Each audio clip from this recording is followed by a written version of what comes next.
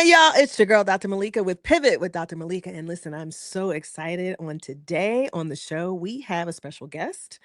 We have Grace Kindel, who is a student athlete at Kutztown University. She is also, well, I could tell you more, but I'll let her introduce who she is. But we're just so delighted to be able to bring some student athletes on the show. It's a little bit different this time around. We're going to highlight some different stories and talk about the pivot experience of student athletes. Listen, you know that when we are here on Pivot with Dr. Malika, we always talk about the experience of those who have had intentional or unexpected changes in their life. But guess what? They're still winning. And so I'm delighted today to bring you the pivot experience of Grace Kindel. Grace, say hello to everyone. Hi. So, Grace, tell us who you are. Who is Grace Kindel? Okay, well, hello. I'm Grace. I am a student athlete at Kutztown University. I play softball here. I am currently majoring in psychology with a minor in biology. I'm very interested in genetics and genetic counseling and where that road is leading us into the future. I am a brand ambassador for Go Be Great and Be Nothing Less. And yeah, that sums up some of it. Well, that's a lot. So let's unpack some of that right there. Listen, I'm so glad that you could take some time out in your busy schedule as a student athlete to jump on with us. And I think this is a great opportunity as we are engaging in new seasons. I think for some colleges and universities, this is basketball season. We're sort of in the end of football season. And then I think softball players, you can tell me if I'm right or wrong, but you're probably starting to get in the gym or working out or getting together in some way. Is that about right? We're actually about to move down in hours. So we've been 5, 6 days a week since September, and we're about to move Okay. down next week. And then we come back early in the winter, and that's when things really start ramping up for the spring. Wow. Yeah. So you've started, Yeah. right? And that's the one thing about being a student athlete. It's almost like a job. It is. Yeah, it's a job. And so let's talk about your pivot, how you uh you know how do you pivoted into softball?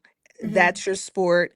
I just like a quick secret. I know for a fact that Grace probably played other sports in high school. Mhm.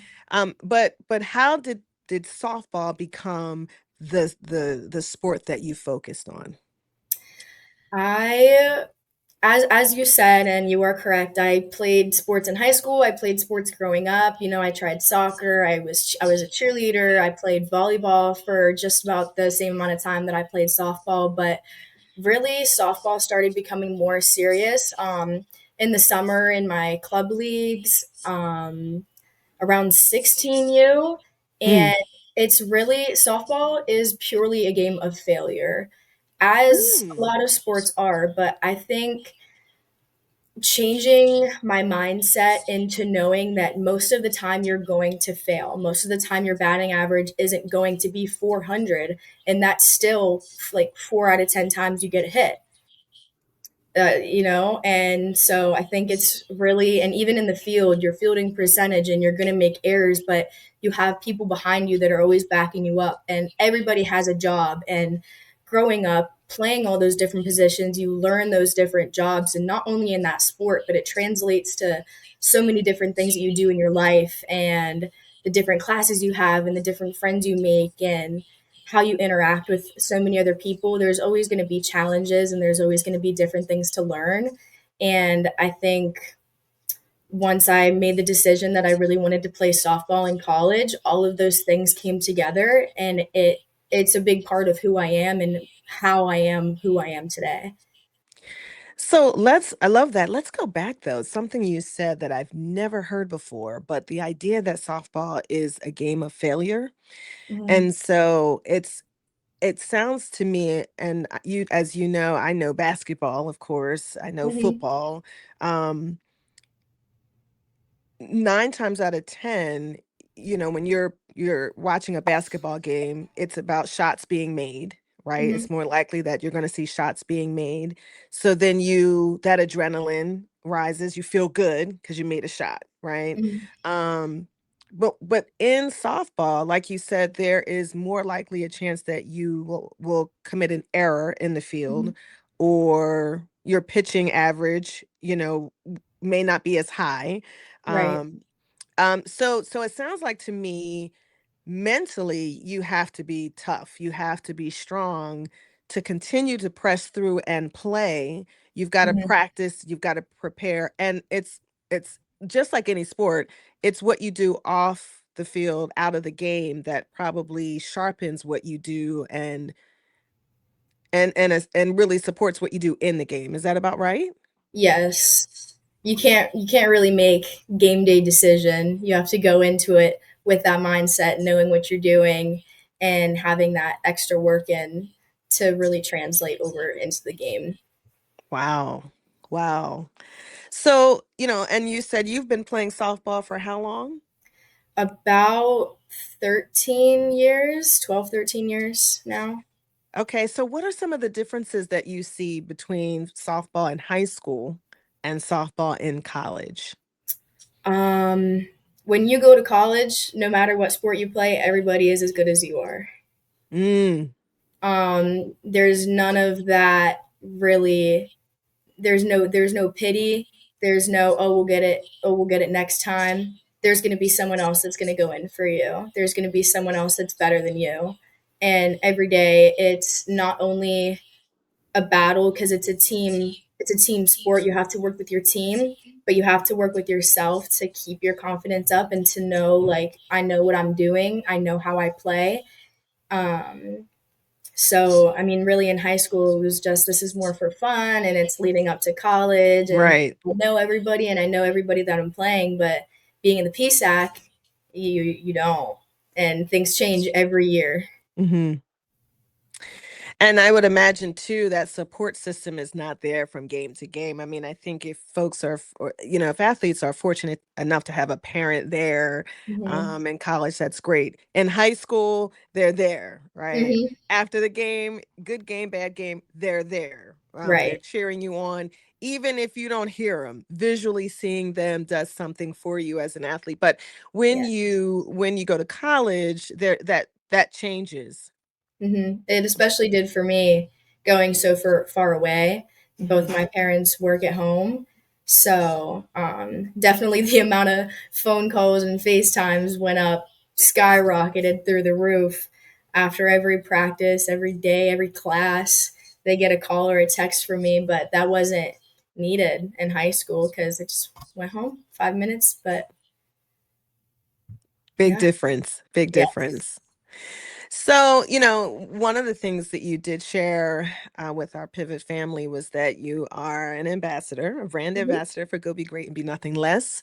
And that's pretty exciting. Yes. This is your second contract cycle.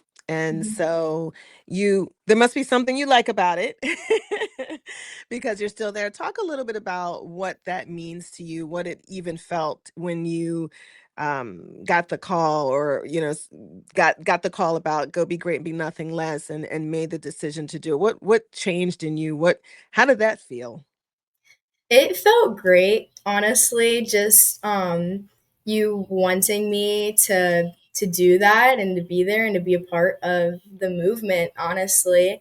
To me, it's a reminder of a confidence and a mindset that you need to have not only on the field but in the classroom and just day to day, and how you treat people and how you treat yourself is also very Hmm. important. Um, just a lot of important things and important reminders to think about day to day, and to know that you have to put that message out for yourself as well to help to boost it and to let other people know. And I mean, you never know, like wearing it and someone's having a bad day and they see it and they're like, okay, you know? So, Right. yeah. So, have you had an experience? Have you been wearing Go Be Great and Be Nothing Less out somewhere and you had an interesting interaction? I've had people ask me where I got it, what it means. People have come up and asked me, like, you have an NIL, right? And I'm like, yeah, like, I play softball here and I wear this stuff around too. So just like questions and inquiries about it, all that fun stuff, really. And you know what? The exciting thing I must tell our audience, just in case you don't know, when I started Go Be Great and Be Nothing Less, it was really all about the idea of tapping down, deep down within, and really activating the greatness that is inside of you, right? So, my belief is that greatness was deposited at birth. Like God gave us, I mean, we are all great.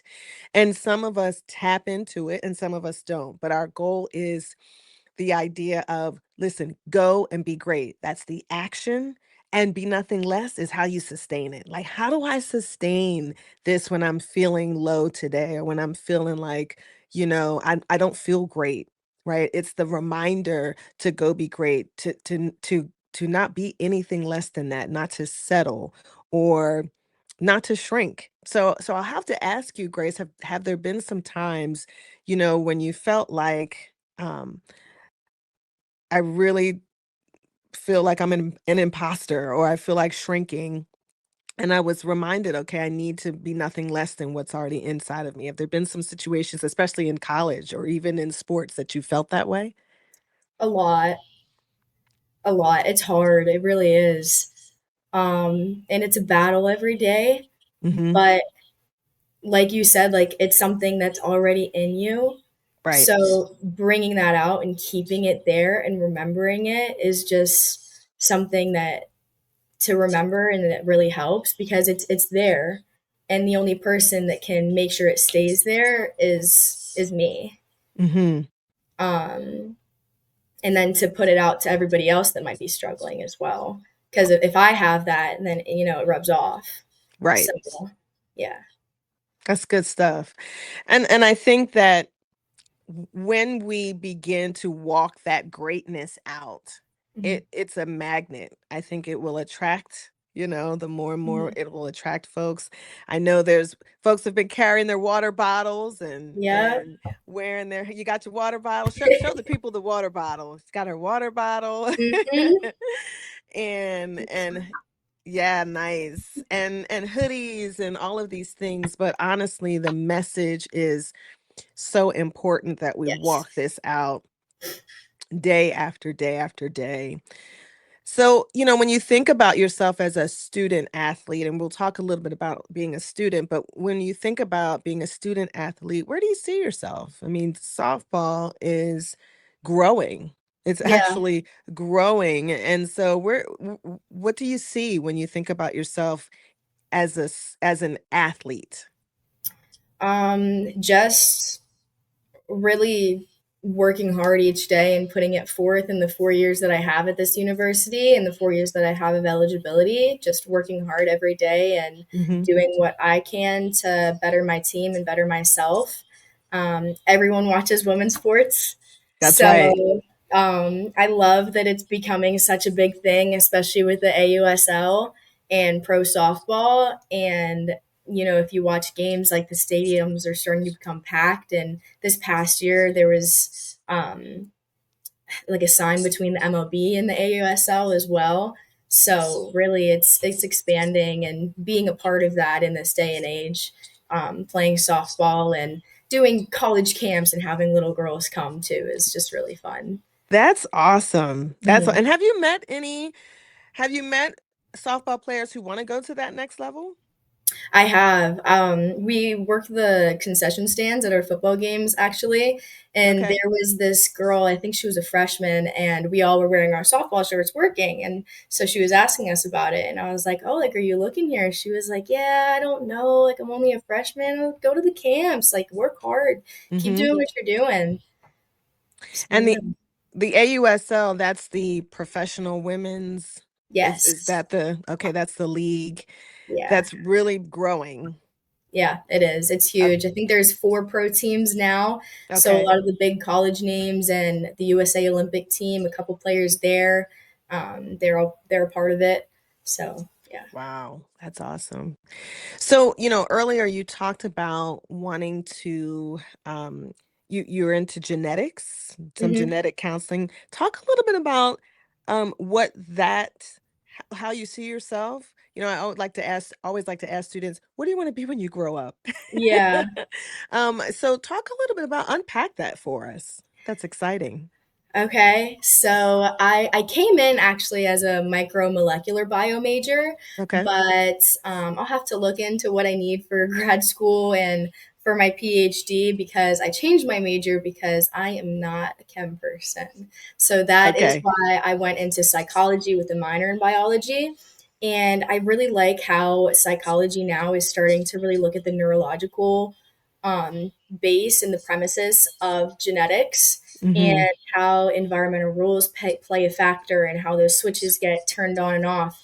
And just things that you're born with and you don't know that you're born with, and how they can be switched on, and it can change a lot about a person and who they are.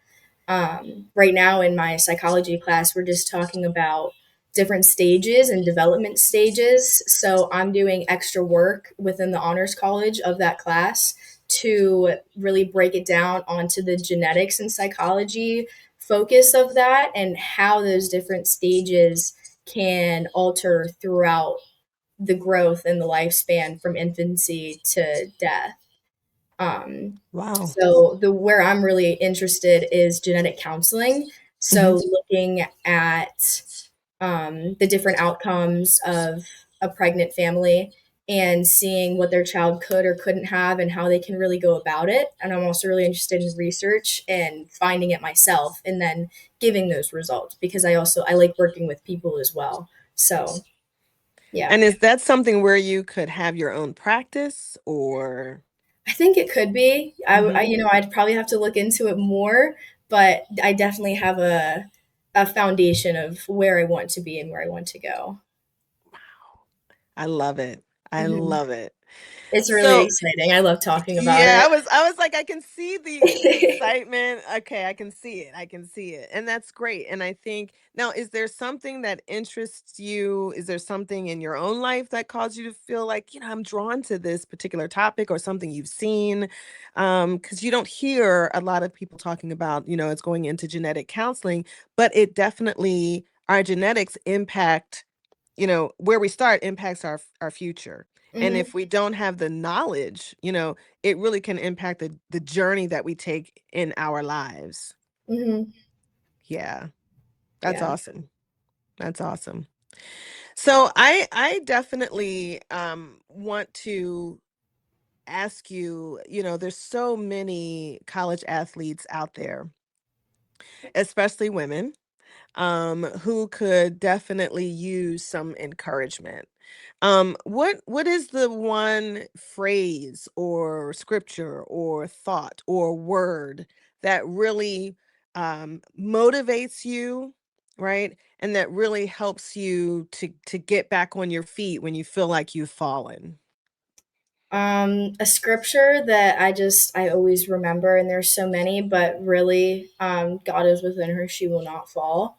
Mm, It's just something so short and so simple, but it's powerful, and it's just a simple reminder that when you have that base and that connection and that faith in God, you can do whatever you want to do, whatever you need to do, and anything is possible. Truthfully. hmm.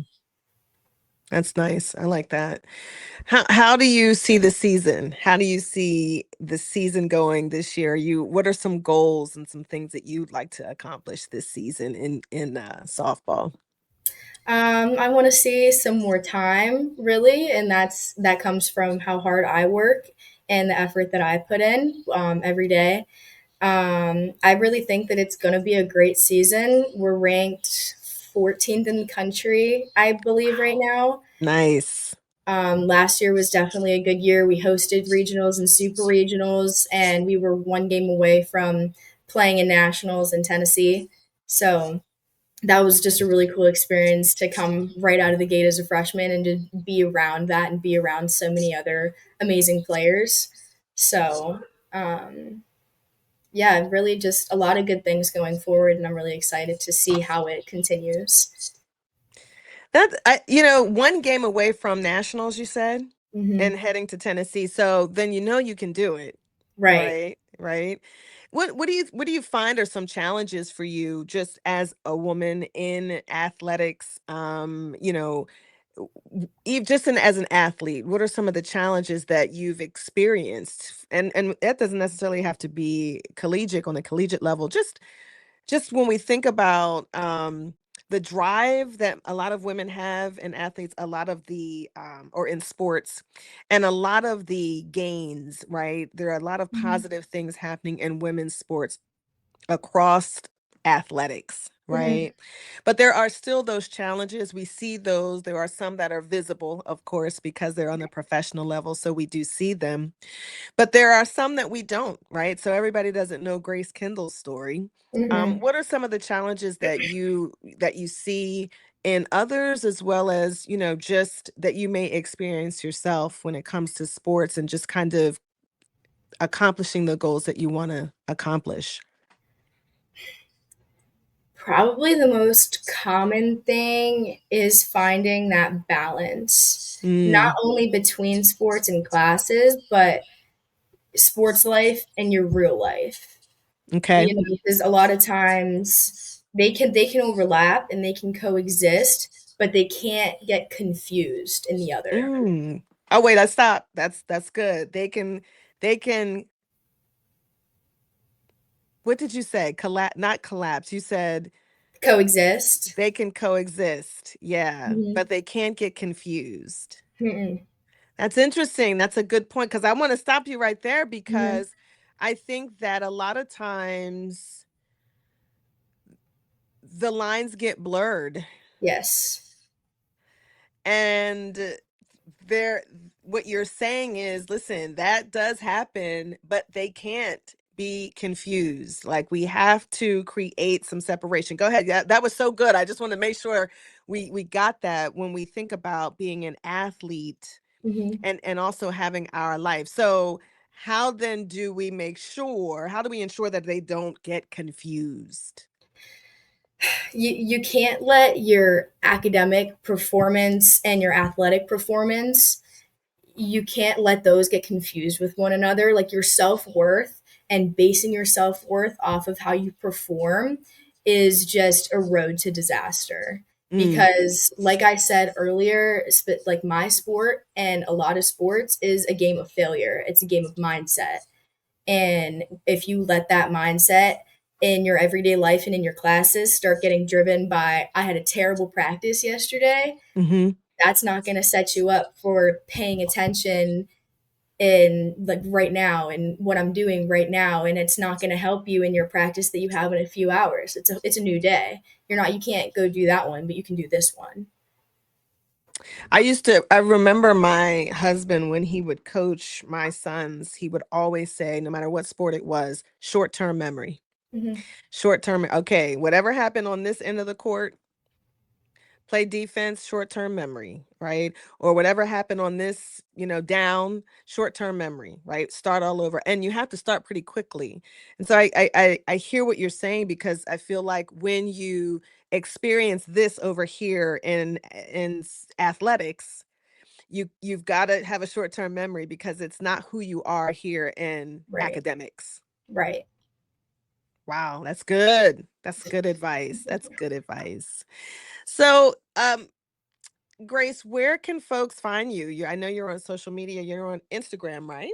Yes, my Instagram is just my name, Grace Kindle underscore, and same with my TikTok, same thing, Grace Kindle underscore.